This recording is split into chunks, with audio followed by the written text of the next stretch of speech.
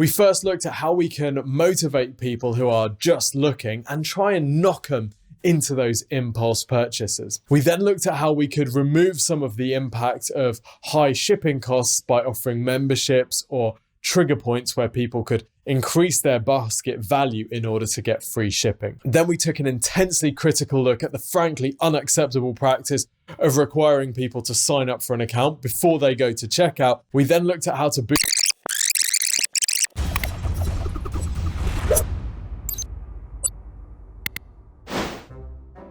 You see them come onto your website and your heart rate starts to raise a little bit. You see them find their way to a product category page. They're close. They find a product that they like. They click on the product page and you can see them browsing, looking at the information. Result, they've clicked add to cart. Here we go. You feel your pulse start to raise a little bit more. No matter how many sales you get, the thrill of watching a live purchase never dies. They go through to the checkout, but then nothing. They leave, they close their browser window, never to return. Hurt, you start scheming. Can you find them? What was their IP address again? Where are they based? Wait, could I visit them? They're only a couple 100 miles away. Maybe they'll be back, but what if they're not? Let's look them up on Facebook.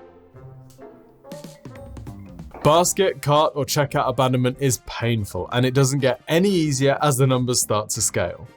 If you've ever watched visitors using your e-commerce store live in your analytics, it can be a torturous thing. Checkout, basket, or cart abandonment never gets any easier. As the numbers scale, you just get more frustrated at these horrific leeches on society, daring to click on your products and add them to their baskets, but not finish the purchase. But in this video, we're going to address the top causes of basket and checkout abandonment and how to fix them.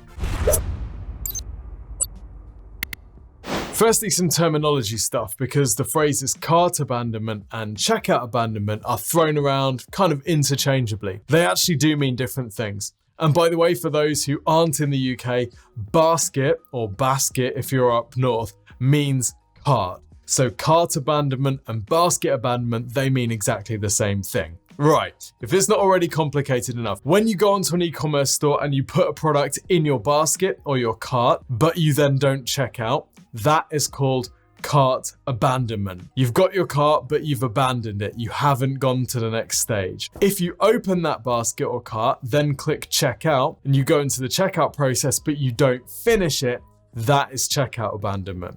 Now, what we're going to be looking at today are ways of mitigating both of these things. One of the most useful places that you can go to get insights on this stuff is Google Analytics. And if you go to conversions, e-commerce, shopping behavior, you should see a chart that looks something like this. What this shows you is the different stages of your e-commerce funnel. For example, in this case, we can see there have been 66,000 sessions in this time period, with 21,000 of those sessions having product views, i.e. the person visited a product page. 3,500 of those sessions had an add to basket in.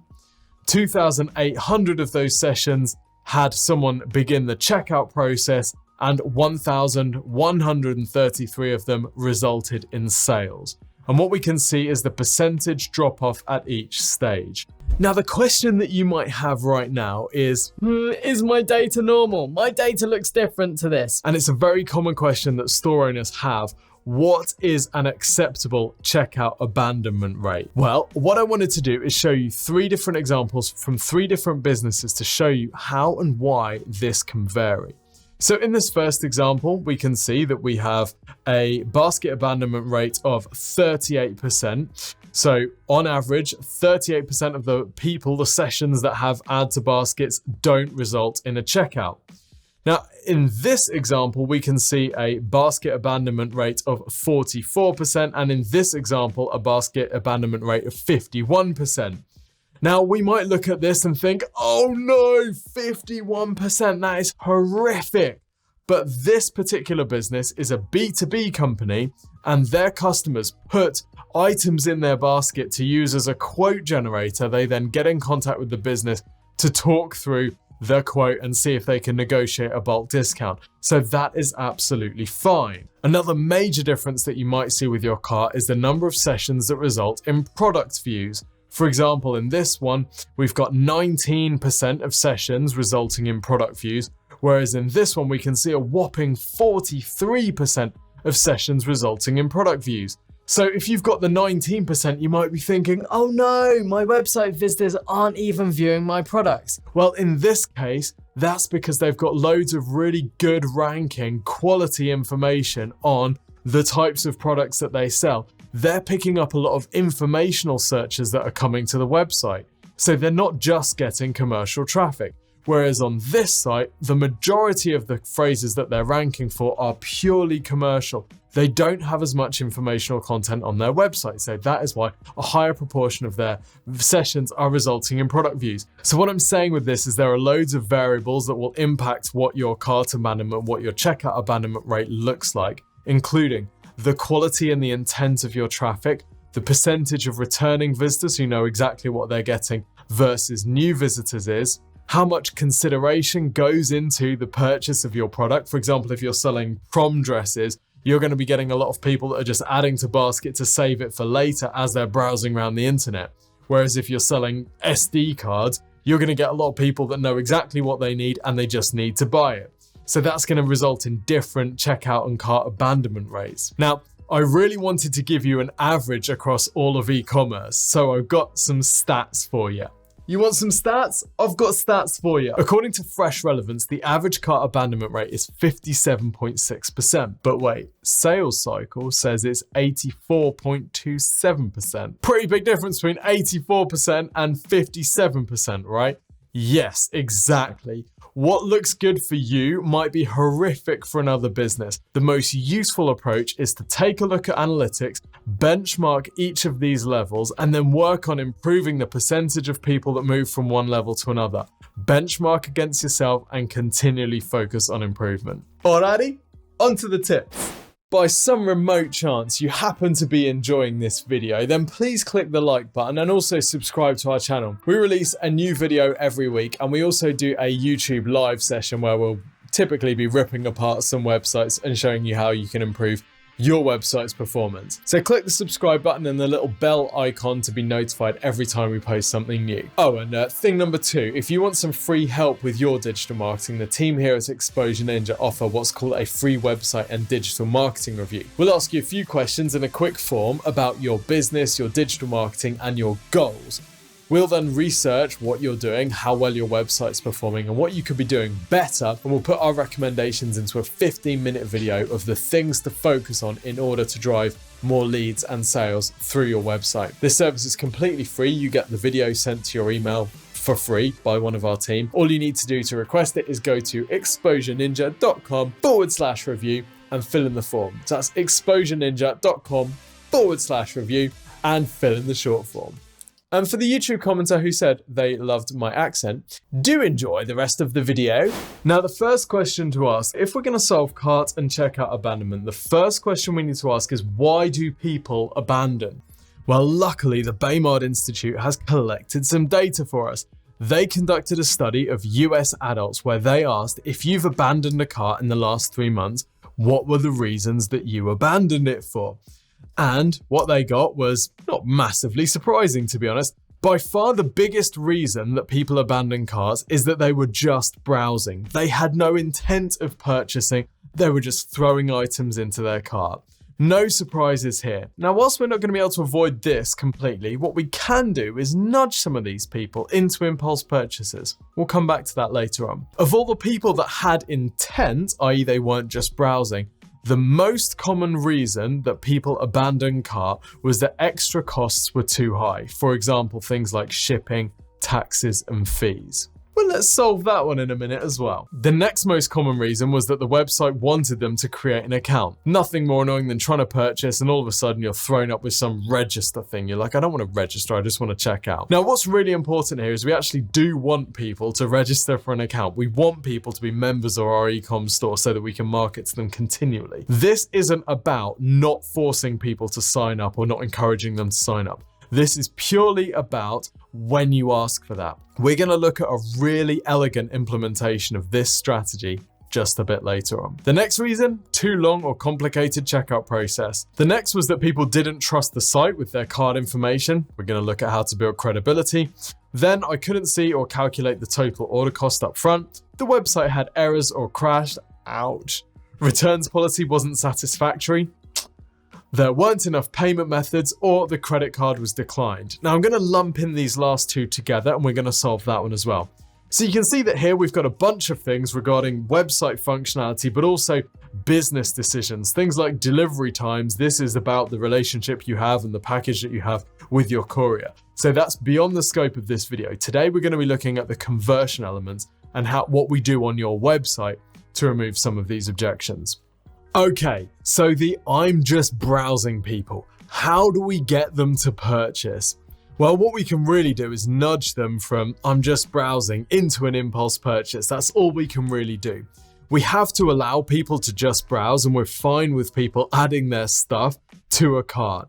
Now we can help them with this by making their cart auto-save so that when they come back to our site, they've still got their cart there. Better still is that you allow people to save their cart, and you can get Shopify plugins that will allow you to do this, where they can enter their email address to save it for later. This means that you can run cart abandonment emails to them. It also means that if they check into your cart from another browser, you can allow them to sign in and see the stuff that they've got there. But let's return to this idea of bumping them into an impulse purchase, because everyone loves a good impulse purchase, right? Well, here I am on the Boots website. I'm just going to add a product to my basket, and then I'm going to click View Basket and check out. Now, I might be here on impulse, perhaps.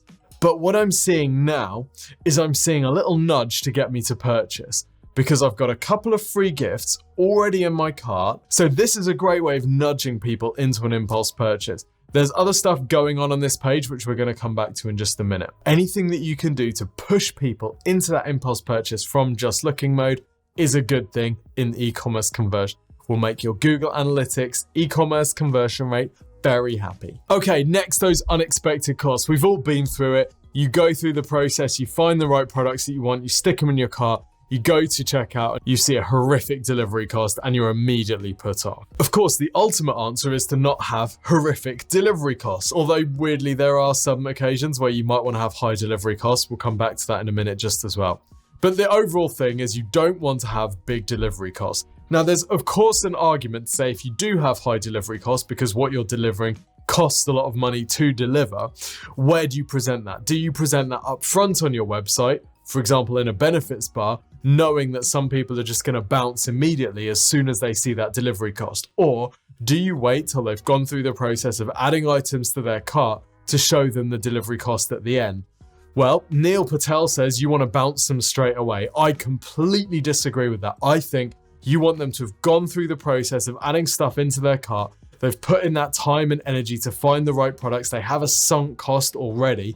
Then you hit them with a delivery cost if they're unattractive. Now, of course, obviously you don't want them to bounce at all if they see your delivery cost, but if you're going to have a certain number of people bounce, it's better to have that as a high cart abandonment rather than a high bounce rate in the first place. Now, one thing you can do is advertise the trigger points at which people get free delivery. You can see here on this B2B e-commerce site, free next day delivery, orders £100 and over. Great. So whatever the delivery costs are, I know that I will get free delivery over a certain amount. And it's at this point where a high delivery cost potentially becomes an incentive. Let me explain. Let's say that I've spent £90 on this site, and I know that if I spend over £100, I get free next day delivery. Now, it's at this point where actually, weirdly, a high delivery cost can actually incentivize a higher order value. Stick with me. Let's say that I'm on this site and I've spent £70. I go to the checkout and I see that my delivery costs are £15. £15, ouch. I also see that I get free delivery over £100. Well, I can spend another £30 on product to get free delivery. Basically, another £15 to get £30 worth of product. My additional purchase is half price. Happy days. I'm now incentivized to increase my average order value because that delivery cost was high. If that delivery cost wasn't as high, let's say it was only £2 or £3, I wouldn't have been as incentivized to get over that free delivery threshold. So you can see how a high delivery cost in some circumstances can actually increase your average order value. You thought digital marketing was simple. It's not simple, but it's definitely fun. Now, going back to the boots example, you can see that they show us how close we are to that free delivery threshold. I then have products here related to what I've got, which I can use to nudge me over that free delivery threshold. Smart move. Now, this isn't massively easy to implement, and according to the platform that you're on and the extensions you've got, you may or may not be able to do this, but it's a good thing to do. This is ideal because it removes the thinking part out of your customer's checkout process. And anytime we can remove the thinking part out of anything, we know we're going to get some results. Now, here's a weird example to watch out for. Here I am on boohoo.com. And I'm being asked to put in my shipping information before I can see any price, before I even see the delivery cost. On mobile, that's okay, because when I get down and see that my delivery cost is a whopping £5.99 on the £5 dress that I've ordered. On this example, you can't see, but the product I'm buying is this halter neck, puff sleeve, smock dress. You know, I just thought I'd mix it up a bit for the Exposure Ninja videos. Anyway, it's a £5 product and they want to charge me $5.99 for next day delivery, which, by the way, isn't the cheapest delivery option they have. They just want to charge me for next day for some reason. Now, this would be a real turn off to me, but I can see that for a whole year, for an extra £2, I can get free next day delivery unlimited. Happy days. That sounds good to me. The problem is on desktop, I don't get that same logical process. I go straight to the shipping page and I can see immediately this delivery cost, which looks really high. I've got no knowledge at this point that I can reduce that.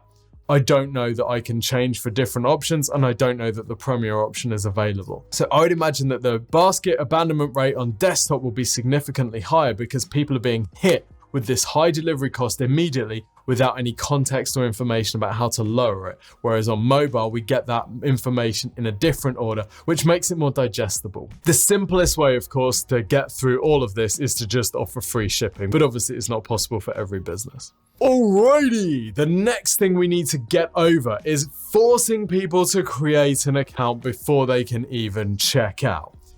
Like we said earlier, we want people to create an account. It's great if they create an account because then you've got their information, you can remarket to them, you can send a abandoned cart, all that type of stuff. Happy days, we love people signing up for account.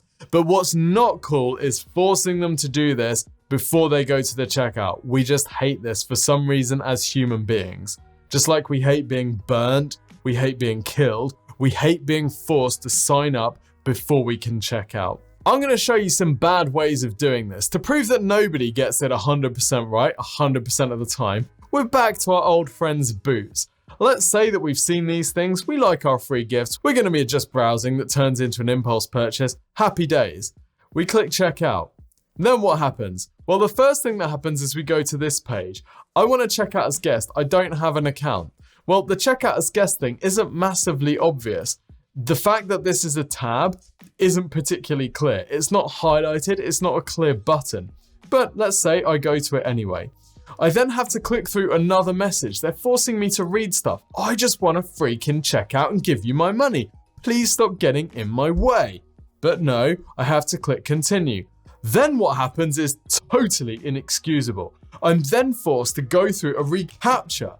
Are you freaking kidding me? Okay, fine, I'm not a robot. Then we have to wait for all of this to happen. Absolute washout. You want people to be able to check out as quickly as possible. By the way, if you think that's bad, check this out. On Zalily.com, you can't even see products without signing up. Am I qualified to sign up for this? Do I know anything about this business? Do I know that it sells the right products for me? Do I know that they ship to my location? Do I know that the terms are acceptable to me? Do I know that they sell at the right price for me? No, I know nothing. I'm being forced to sign up before I can even look at the website. I just hope they're not running PPC to this. Or any traffic to this. All right, let's look at a good example to cleanse our souls. This is how Nike, or Nike if you're American, encourages you to become a member. And by the way, becoming a member is just their membership club, so they have your sign-up details. So the first stage is we go through the delivery details. We put in our information about where we're sending the thing through to. We then have a choice of deliveries. We can either pay for delivery or free. We can become a Nike member, and all we need to do is fill in our information. Now, to me, this is absolute genius because this is when membership makes the most sense. They're not asking me to become a member earlier than it absolutely makes sense to for me. I'm essentially being paid £4.50 to sign up for membership, and that's what it feels like. So it's a great implementation, and Nike, fair play for delaying that request. Love ya. You just did it. Okay, let's address the credibility thing. The thing about people being afraid to put in their card details or somehow unsure about the business. Now, adding credibility triggers to your checkout pages and your cart pages is not only a great way to give your business credibility, but it's also a great way to answer any last-minute objections people might have about things like delivery reliability or the quality of your brand. Now, one of my favorite spaces for analyzing this type of thing is the at-home orthodontics solution industry, right? Smile Direct Club and all of those. Now, this is a fascinating space. We're going to do some videos on them. Loads of the businesses in this space just copy each other. A lot of their websites basically look exactly the same. Now, the customer journey, for those who aren't familiar, you get an impression kit, which that little trays that you stick in your mouth. You then send that back, and then they start you on your program of getting straight teeth. So this impression kit is a really important sale because this is their tripwire. They're not really generating leads through an email capture. They just want you to buy the impression kit. So this page becomes really important.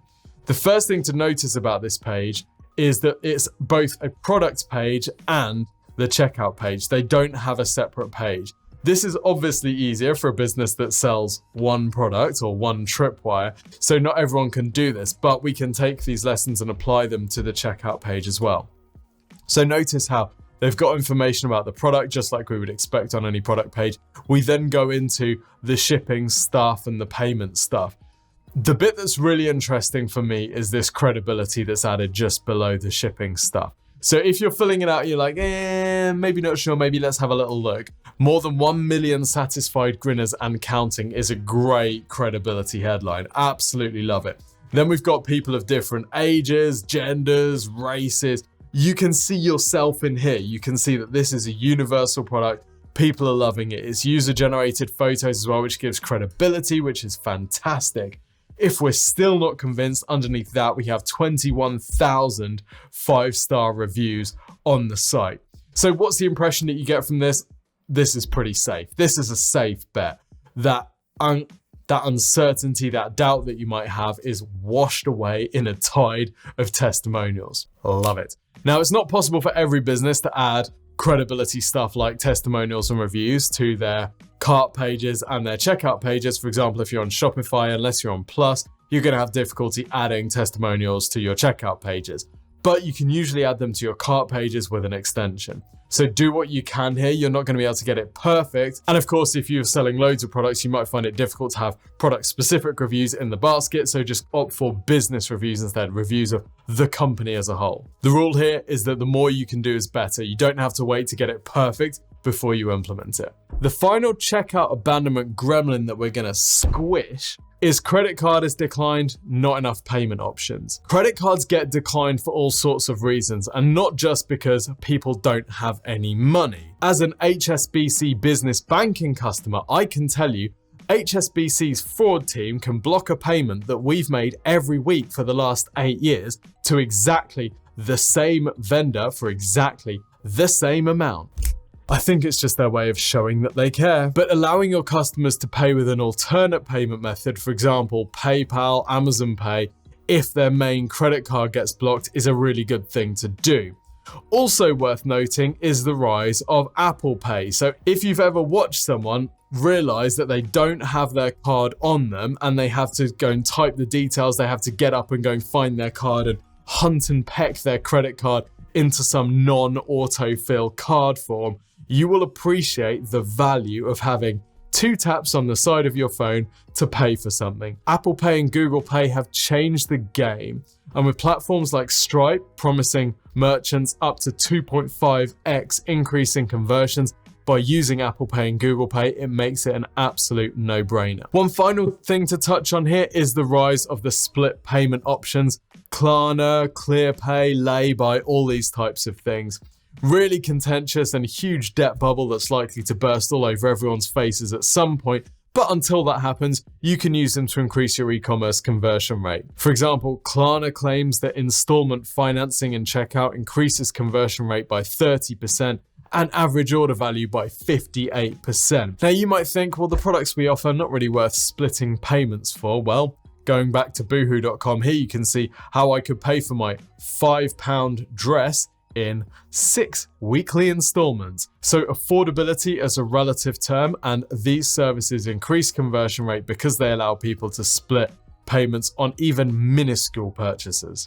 So I hope you found this video useful. We've looked at the top causes of cart and checkout abandonment and some of the ways that you can remove or reduce them. We first looked at how we can motivate people who are just looking and try and knock them into those impulse purchases. We then looked at how we could remove some of the impact of high shipping costs by offering memberships or trigger points where people could increase their basket value in order to get free shipping. Then we took an intensely critical look at the frankly unacceptable practice of requiring people to sign up for an account before they go to checkout, and what to do instead so they still sign up for an account during checkout. We then looked at how to boost your credibility through the use of testimonials and reviews, both through the basket cart page and the checkout. And finally, we talked about payment options and how to increase the number of payment options you offer to your customers so they have many different ways of giving you money. If you've enjoyed this video, don't forget to like, subscribe, give us a comment, some sort of comment, whatever you want to say. And don't forget to request your free marketing review as well. Until next time, see you soon.